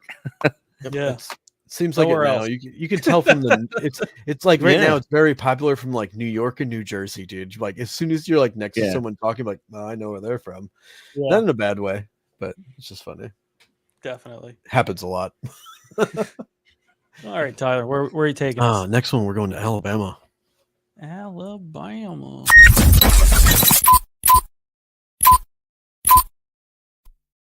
All right, with this story, we're going to go with over 30 years ago. Fred Works saw something he couldn't quite explain, which easier to explain is the way that Works sighting changed the DNA of his town forever. That's pretty cool. Pretty cool start. Yeah, very dramatic. It says when Fred Works holds out his hands, palms down, thumbs together, index fingers touching. It's his best attempt to approximate the shape of something he saw in the sky more than 30 years ago. The corners were more rounded off, he said, but that's just the gist of it. It's a thick charcoal gray colored triangle flew through the night with 3 lights shining back onto its undercarriage. From Works' spot on a hillside back in February 1989, he saw the craft glide towards him before flying overhead, and he isn't alone. Works' UFO experience began earlier that Friday night when a woman called the local dispatcher to report an immobile light in the sky. When Works got word of the call from the dispatcher, he was just ending his shift at Fife, Alabama Police Department. Despite his attempt to pass the call off on his boss, then Chief of Police Junior Jeremy, sorry if I butchered it, Jeremy Works ended up coming along for the ride. It says, as Jeremy and Works headed towards Kelly Chapel, their caller's locations, they spotted the light back on their left. Jeremy stopped the car. I just want to say Jeremy, but it's not. Stopped the car, and we looked at it for a bit. Works said it looked about the size of a street light in the distance. After trailing the light for some time, several local police officers planned to meet up at the top of Sand Mountain, where we would all hopefully get a better look at whatever was flying over DeKalb County. They watched it fly southwest over the valley. Works said, and he thought his night of UFO chasing was over, said and done with. Jeremy drove the patrol car back to Fife with Works still keeping his eye on his eyes to the heaven in passenger seat. Then another call came in, that time over the radio. A police officer in Crossville reported that the craft went flying over him low and fast, Works said. With Works' eye on the sky, Jeremy pointed the car south and found a place to pull over in the wide circular driveway of a local farmer. They got out of the car and looked around. It says, I turned and looked to the east. Works said, I saw a craft flying coming straight over the tree line. It says, Works assumed it must have been a plane, but but as the craft neared, he realized that something was not quite right about the oncoming craft. Works asked Jeremy to shut off the car engine, and the eerie quiet that followed confirmed his suspicion about the craft. Works said it was dead silent as it flew overhead. Works scanned for identifying markings, but came up empty. All he could take in was a dark triangle flying against the starry sky, so big that it would have taken holding a beach ball at arm's length overhead to block it from his sight. Wow, that's huge. That is big. Yeah, knowing there was something off about the not plane, Works was still hesitant to consider that it was a UFO. Instead, he submersed that what others might consider a space booger back then could have been a military aircraft. I would think it was probably government property or something, Works said, which is kind of nice that he would think that. It was probably some kind of new craft we might now know about for about 10 years into the future. That's actually pretty cool. He said that Works said he hadn't even planned to mention the encounter, except he imagined as a war story passed down at family gatherings. That idea is familiar to others who've seen UFOs. In fact, multiple UFO spotters have visited Works to get their stories off of their chest. Well, I mean, that seems pretty believable. Seem believable. We get back into the quiet aircraft again. Yeah. And multiple calls in, and they were literally chasing it because of the dispatcher.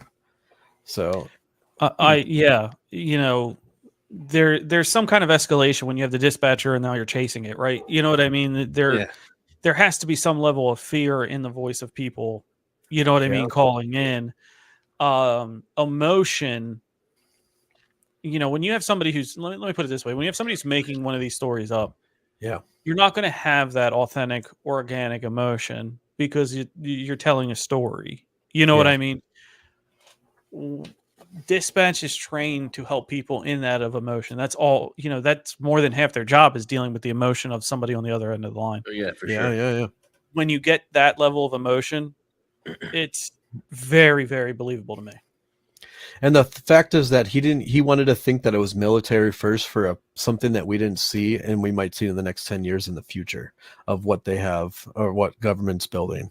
So he even went on that side of it to play both sides, and he didn't want to bring it up, but then people ask questions. So it's kind of cool that he questioned himself on that. He was like, no, he's like, that might be something we haven't seen yet, technology. But there's a part of that is very true. Is it anything, if you see something unidentified in the sky, but live near a Wright-Patterson, if you live near an Army base, an Air Force base, a place of confidentiality, you know what I mean, where everybody in there has clearances, right? Mm-hmm. Yeah, I would err to that too, that, well, it's nothing that I know about today, but it might be something that will be coming out later. Exactly. It's kind of cool. I like that story. I think it's believable. Yeah, it's definitely believable. Interesting story with Alabama.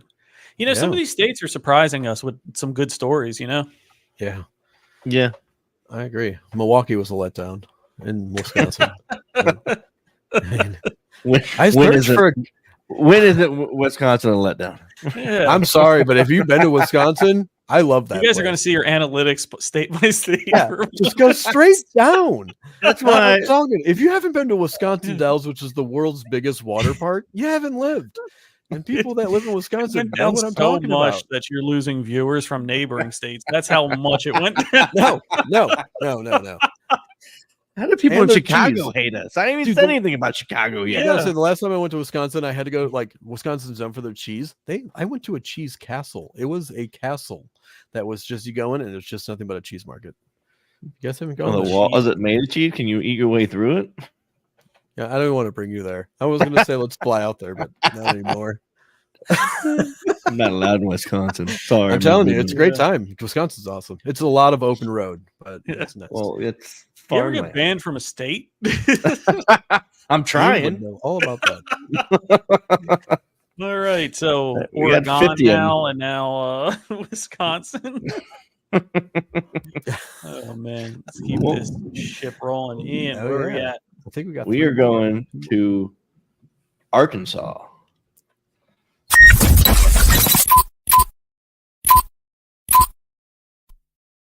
Great job, Ian. 2 away from the mouse. There we go. I like to keep it close, buddy. I like to make your job easy. You know what I mean? There we go. I'm looking out for you, guy. Appreciate it. This is my home state. Not only my home state where I was born, but the town that I was born in. No way. Okay. Have you heard of this one before reading it? I have not. It was a little before my time because it was in the 1800s. But well, part about of 5 years. It's kind of 2 stories. Pretty close. We're close. I'm not that old. So Arkansas has a number of sightings and unidentified flying objects. Most sightings have been isolated events, but there have been a few events in Arkansas's recorded history in which several people have reported seeing a UFO. Most notably in 1897 and 1965. Some have argued that the UFOs in the late 1800s were in fact airships or balloons that inventors were experimenting with flying. Others maintain that the sightings were a hoax perpetrated by citizens or newspaper reporters. I could start on Arkansas, but I'm trying to see a statement. Even back then. I've been to Arkansas. I don't know if they're hoaxing anything. They're not really, and if they do, you don't want to go up in the air with it. I promise. Stay on the ground. Trust me. Throughout the fall, and I can say that because I'm from there. So yeah. That's all right. Throughout the fall and winter of 1896 and 1897, people across the country, beginning in California, reported seeing what they termed airships. By the spring, the phenomenon had moved into Arkansas. According to a newspaper report on April 20th, 1897, Captain Jim Hooton, a railroad conductor from Iron Mountain Railroad, was visiting Texarkana, that's where I was born, to pick up a train engine to bring it back to Little Rock, Arkansas. While waiting for the train to be ready, he decided to go hunting near Texarkana, and he was making his way through some of the shrubbery. He heard what he described as a familiar sound of a locomotive air pump. Curious, Hooton made his way towards the sound.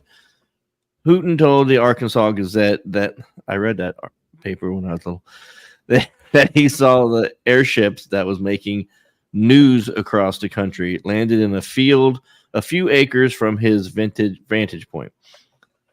Aboard the ship was a man wearing smoke-colored glasses. He asked the man, "Is this the airship?" The man replied, "Yes, sir." As the pilot was responding, 3 or 4 men came out of the ship. He asked the man, "I beg of your pardon, sir. The noise sounds a good deal like a Westinghouse air brake." "Perhaps it does," the pilot answered. "We are using compressed air and aeroplanes, but you will know more later on." That kind of sounds like it was an airship. I don't know. People were in it. Yeah. Yeah. Small world. I had uncles that worked in the Westinghouse manufacturing facility in Philadelphia and probably made that air pump. Yeah. So small world. So, yeah. And the second part of it was perhaps the most prominent of the 1897 sightings in Arkansas occurred in Hot Springs on the rainy evening of May 7th. Constable John J. Sumter, a deputy sheriff, and Deputy Sheriff John McElmore were riding horseback outside the city limits. As they were riding, they saw a bright light in the sky that quickly disappeared. Puzzled, but not alarmed, the two kept on their journey. Suddenly, they saw the light again, this time much closer to the ground. The 2 lawmen rode on to investigate. According to the account they gave to the Hot Springs Sentinel, they rode until their horses refused to go any further. They dismounted and drew their weapons. They described seeing a cigar-shaped vessel 60 feet long. Walking around the ship were several men, all shining lights, while another filled a sack with water. Sumter and McElmore asked the men what they were doing. A bearded man holding a lantern came near the police and told them that they were traveling through the country on an airship.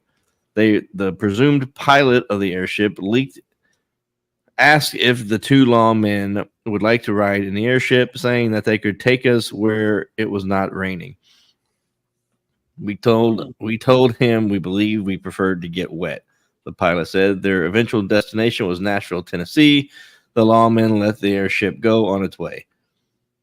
I don't see a UFO here. Well, it sounds like it's just, a 60-foot cigar shape. That's pretty. I guess that's. We already got into one cigar shaped UFO, so it's. Yeah. Unless they're just saying it that way, airship, and it was something different. Maybe. Because in 1897, they don't have the term flying saucer. They don't have you're right. Yeah, no, you're right. Yeah. And again, this comes back to Tyler's your story a little bit with the elderly people. Yeah. They could have been taking a shape that's familiar to the lawmen. But the fact that they were talking so nonchalant about, we're just on an airship. Meanwhile, Kitty Hawk didn't happen for another 7 years. You're right. On 1,000, maybe 1,200 miles away from where they are. Did these people just look normal? Could they have been reptilians? Could they have been just shape-shifting into what looked like It was humans? at night, right? And it was under a lantern. Yeah. So you're not going to make the best definition of what, what they really are. It could have gotten away with that. So there's another story in it this one is from Ginger Morris from Cabot, Arkansas. My parents have always told a story that they did not speak with each other for years. On the highway between Cabot and Ward, their vehicle stopped and they saw a ribbed-like huge structure above them. hovered for a bit before flying quickly away. This was maybe 1976, 1977. My parents were never believers, but they believed this. I've never heard anything described like that. A rib-like huge structure. I haven't heard of anything like that. Yeah, I've never heard of one described that way. I don't know. That's. I mean, well, the only thing I can think of. For her pleasure? Wait a minute. What? What? I don't know. We've gone off the rail. Always off the rails. But this time, at least, we made it to an hour 40 in to go off the rails. So yeah, I mean, that's pretty good for us. That is. Pretty good for us. I'm just happy we remembered to hit live. So yeah, especially since I had to hit it. I'm like, wait a minute, I don't know. Yeah. But Arkansas, man, we're gonna have to start this over in a minute because I didn't hit live. Oh, by the way, yeah. See how fast we get through them then. No, Arkansas, man, great stories. I do believe that this is an alien. I do believe that is a mistaken identity alien. You couldn't see them very well. Yeah, they're talking about airships. I bet you the lawmen were like, whatever. You know what I mean? Like under a lantern light. How dim was that light? Or how was you know what I mean? Yeah. I tell you what's really big in Arkansas is there's a lot of Bigfoot stories in Arkansas. Really? Even where I was from, close, there's a town called Fouke, which is the Fouke monster. I'm sure you guys have heard about that. Mm-hmm. When I was growing up, man, all I heard about was everything in that area. We lived, I don't know, I guess it was probably 30, 45 minutes away from Fouke.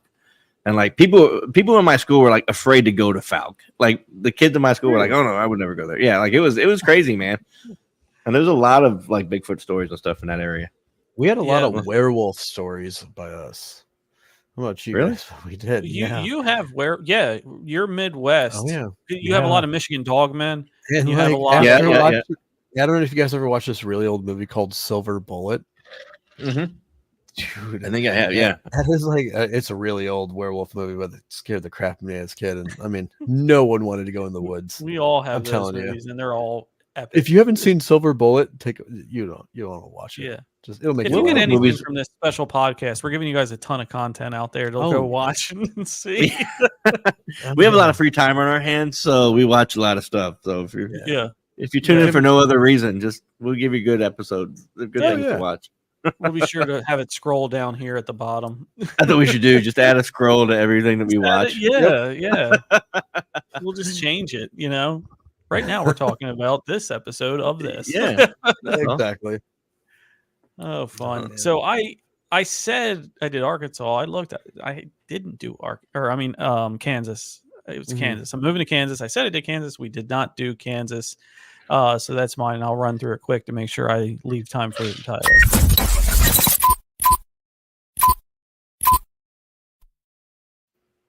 So this story comes to us in 1972, and this story was retold by Kansas's a local historian in the town of Dayton, and he is everything. I'm going to show you this real quick. He is everything that you would think a local historian in Kansas is. Look at this guy.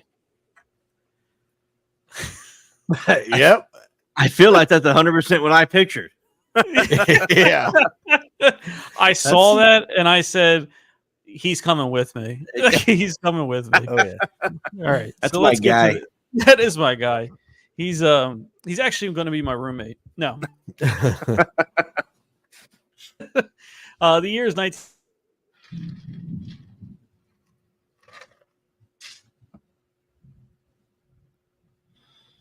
Did we lose him?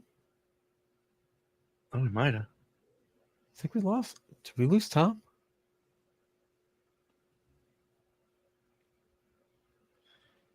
I didn't even hear what year it was. Man, it's terrible. It was 1900 miles an hour, but never caught it. He said it would run parallel to his car, then move slightly ahead of it, and then back to parallel. Oh, man. I'm sure that made him mad. Shelton said that the UFO would remain stationary until an investigating officer would radio another car about it, then it would move away. We didn't think much about it first, Shelton said. We thought it ought to be military taking infrared pictures or checking out one of our feedlots. However, according to news reports, Forbes Air Force Base at Topeka and McConnell at Wichita both reported they did not have any low-level flights or planes that were taking area photos at that time. Other Lane County residents began seeing this light, sometimes red-orange, sometimes white. Now living in Omaha, Pam Shunell said she doesn't talk about her incident with friends much. She was only 18 when she and a friend were driving home from a baseball game in Scott City near Amy in Lane County. Around 10 o'clock, they saw a bright star in the northeast. It began to move around. We thought, they actually thought they put that in the story. Then it moved quickly around sporadically. We knew something was different. Welcome to Kansas. It would get so we said and it was in quotes.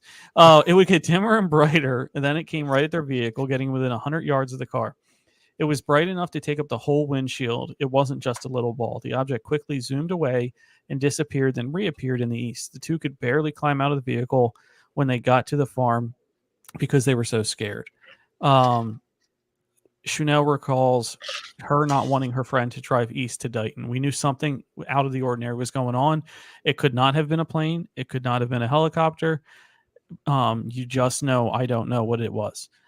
Her brother saw the strange lights several times while baling hay late into the night during the summer. And at the same time, at the sighting of her sighting that spring, her father discovered a crop circle burned into his green wheat. The news reported that it was about 20 feet in diameter. He still remembers that smell, an odd smell that didn't smell of burned wheat, but more plastic. So chemical. My dad said, we are religious people, and the only thing we do is go to church and the rodeo in the summer. That sounds about right. That sounds about right. For my dad, it was very hard for him to manage. Oh, I love that they put that part in there. All in all, across Kansas in 1972, there were 40 reported sightings, and Dighton had the most. Wow. And a separate, the best evidence was actually November of 1971 in Delphos, where a teenager, Ronnie Johnson, was tending to the family sheep when he came upon a mushroom-shaped UFO appearing in the sky. Johnson reported the object hovered about 75 feet from him, just above the ground in his parents' farm. The object eventually flew skyward and left him with headaches and nightmares. His parents got a glimpse of the unusual craft, which was then as big as a full moon before disappearing from view.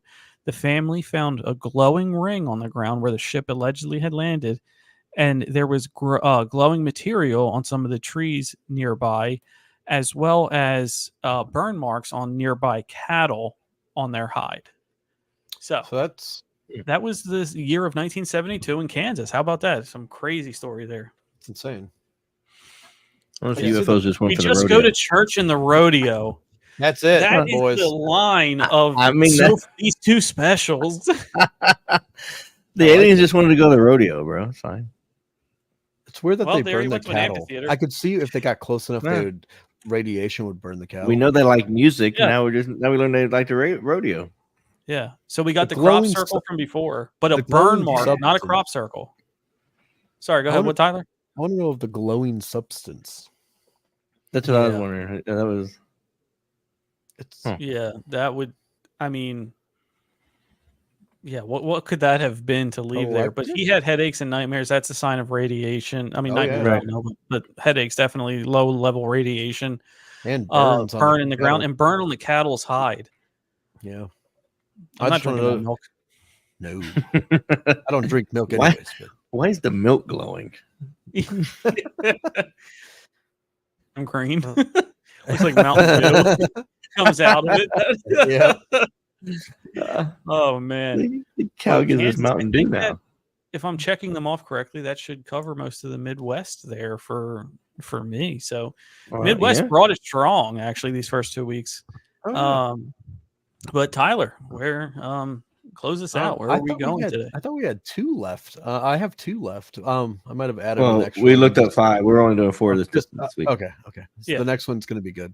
It's a personal story that I saw. So right now we're going to go to Delaware, New York, Delaware. Oh, yes. Around me.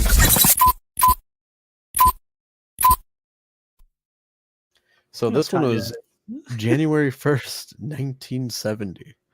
So it's a personal story. It says, I was 16 years old, living at a home in New York, Delaware. It was Friday night at 9:00. I was just getting off to work. I guess they go to work at that age. At Kakarin Firestone, if I pronounced that correctly. It was warm and clear. What was that? You did it right. Oh, did I? Okay. And it says it was warm and with clear skies. I had walked out the front door and stopped just to look around, as I usually do on Fridays. To the left of my sight, I noticed something coming my way very slowly and quietly. I was just above the tree line it was just above the tree line and quite large. I was speechless as it made its way to me before stopping directly above my head. It was a saucer-shaped ship with lights of different colors around the edge. It was totally quiet with no propellers or exhaust smoke. I knew that I was it says, I knew that I was screaming for my boss, John, to hurry outside, but my voice was not projected loud at all. That's kind of weird, but kind of cool. That is weird. I couldn't believe that this was happening to me. It was directly above me, no more than 100 feet. It looked to be made of a semi-shiny metal and about the size of half of a football field, or a bit smaller. It finally slowly moved away from me, crossing the street, going over our family house, and up to up and over Iron Mountain, if anyone knows where that is, before stopping. Then it took off at an angle at an unbelievable speed that I have never seen until going out of my sight. I ran home and flew inside, yelling, screaming out loud that I had just seen a flying saucer. As my family was looking at me, I lost my mind. My younger sister came upstairs and yelling, saying I saw the same thing. So it's kind of cool. And it's in a lot of people know that area too, especially with the name drops that I did for towns and where it was. Yeah. Populated area. UFO 1970 in Delaware. You don't get many of them. Being such a small state, I would imagine a lot of their stories are going to be gobbled up by Maryland, Jersey, or you're right. PA. Yeah. Cool. They got one all their own. Cool how they said that too. Like when he was screaming, you couldn't hear outside of a certain radius. It just wasn't projected. His voice wasn't projected, and I could see something like that happening. Because if something is dulling out, because we know it as voices, but it's vibration, right? All noises. So if something is humming at a certain pitch, it's going to create a wall that it won't get through. But it also reminded me of like those dreams. Have you ever had dreams like that where you talk and you can't get the word out, or you run and you can't? I was going to say, when I was little, we used to go up to North Carolina and with my grandparents' house, and all the grandkids were sleeping upstairs. And I woke up and I was awake, and I remember like seeing like a weird hand or something, or I saw something that kind of resembled a hand, and I tried to scream, and I couldn't get anything out. You know what I mean? Like I was trying, nothing happened, and that was the only time it ever happened. And I think about it to this day because it was really weird. And I know I was awake because I couldn't go back to sleep. I was done. I was up for the day, but that was the only time it ever really happened. And I don't know if it was like out of fear or what caused that, but it was, it was pretty weird. Do you think it could have been like a sleep paralysis? Where you were up and got up, but I could move sleeping because I sat up. Like I could physically move. Okay. I just couldn't. I couldn't project any. Yeah, I couldn't project any noise. Like unless I tried to scream. Unless it was like a muscle memory that you got up and then you were still sleeping, like sleepwalking, and then it just maybe. I felt like I was awake. I felt like I was pretty lucid. Like I kind of knew what was going on because I know I didn't go back to sleep. Like I was up once I was up. Okay. So that's pretty interesting because that would negate that, because a lot of times when you hear stories similar to this, they say, well, I laid back down, but I couldn't, but you laid back down. If you have a conscious full memory of like, no, I got up and started my day after that. Yeah. And you don't have that point of where it could have maybe been a really lucid dream, and you lay down and got back up, but you really did wake up. You know what I mean? Because you were dreaming. Right. If you got up for the day, that's a bona fide creepy story. Was the hand human? Was it like dead? What was it? Just like somebody's arm? What did it look like? It kind of reminds. I don't think I'm right, but I don't know if I remember correctly. But I kind of remember it being almost like a Freddy Krueger type hand. You know what I mean? But I think I'm putting that into the story. Like I don't know if that's what I actually saw, but I remember seeing a hand. But abnormally long fingers. It's like kind of an abnormally long fingers, but reaching towards you or around you, like just coming kind of hovering. It was moving towards me, but super slow. But it was just kind of hovering, and it was just a hand, no arm, no nothing. And like I don't know. I don't know. I could never explain it, but I think about it a lot because that was like the only time it's ever really happened. That's a bona fide unexplained story that had happened to you.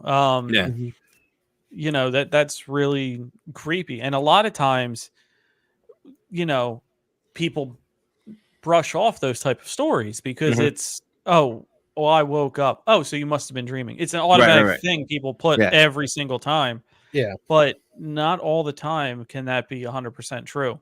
Right. And if you saw, and was this like a bedroom you were in, or?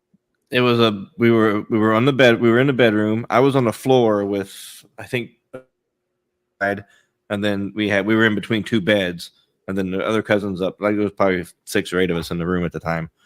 Oh wow! But I remember trying to scream because it like super freaked me out, and nothing came out. It was like it was just super weird the way it felt because I could feel my voice like not working.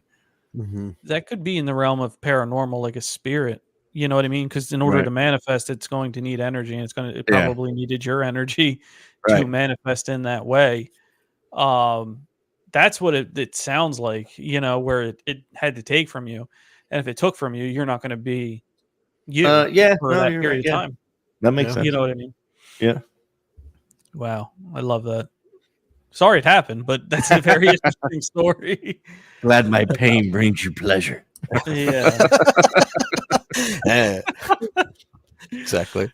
It's funny, you know. I think for some reason I actually think about it a lot, but I don't put a lot of thought into. You know, if that makes sense. Like it just pops into my mind once in a while. I'm like, that was really weird, but I don't really like dwell on it or think about it. Like, wow, that was really creepy. Like it doesn't mess with me. It's just, I don't know, it was just an interesting story. When he said that he didn't have a voice, like that's what it immediately related.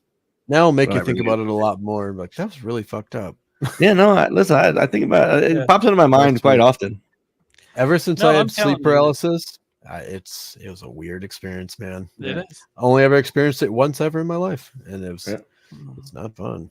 I haven't experienced it that many times. I want to say maybe I can remember like 3 or 4. That's it. But I don't think I've ever really experienced that on that level. The weirdest part. I haven't. I had the mild cases. I don't do the. I haven't seen Hat Man. I haven't seen. I've seen someone in front of me, and it was like a demon. I'm like, dude, a lot of people report the demons. A lot of people report Hat Man, shadow figure. Yeah, it's real as day. And the thing is, I would shut my eyes to try to go back to sleep, and I couldn't go back to sleep. And every time I opened my eyes, it was right in front of me. I'm like, and I woke up fucking panicked. Yeah.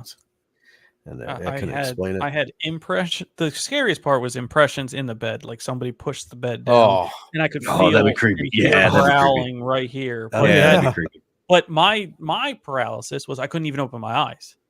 So you just had the feeling of it. Yeah, like I'm like trying to open my eyes, and really I'm probably just rolling my eyes upward. You know what I mean? Like but I could not open my eyes. And how awake were you? You know what I mean? Like I don't know if that makes sense, but like were you consciously awake? Like did you know you were Tom? Yeah. Did you know that you were awake? I couldn't open my eyes. I knew I felt that pressure. I knew I had this overwhelming impending sense of doom. Yeah. Of like I'm going to die if I don't fight. You know what I mean? If I don't fight and try to get awake. And I broke through finally with a woo and made a huge sound, woke my wife up, all kinds of stuff. It was nuts. You fling the dog across the room. Yeah. Then the dog's all suddenly caught by a ghost. Yeah, perfect. It was the dog actually. Yeah. No. Well, that was wonderful, guys. Thank you again. This was so much fun. Thank you everybody for tuning in. Come again next week. We'll have another 12 UFO stories from around the United States. And whatever we will go off the rails with again. So join us again next time. Yeah. Stay tuned for Nicole Mystic Whispers at 10 o'clock with her artist Timothy. Going to be a wonderful show then. Tomorrow, catch me again on Chasing Prophecy at 8 o'clock. And then starting at 5 o'clock, Stay Off My Lawn will be airing episodes. So thank you again. Nice. Stay weird, everyone, and have a great night. Have a great night, everyone.